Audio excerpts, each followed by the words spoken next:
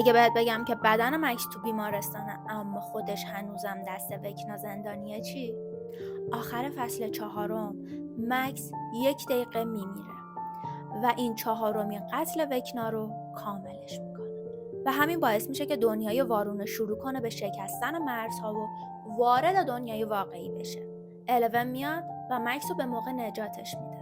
با اینکه مکس زنده میمونه و وکنا فرار میکنه ولی ما اصلا نمیبینیم که کجا میره. وقتی الون وارد فضای تاریک میشه تا مکس رو پیدا کنه اصلا اونو نمیبینتش و این خیلی عجیبه، چون الون همیشه هر کسی رو که میخواست میتونست پیدا کنه.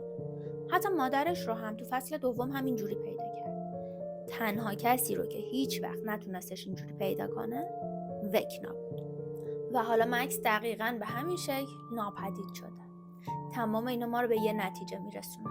شاید بدن مکس توی بیمارستان زنده باشه اما ذهنش احتمالاً هنوزم دست وکنا گیر افتاده و احتمالاً وکنا مکس رو توی دنیای وارونه زندانیش کرد.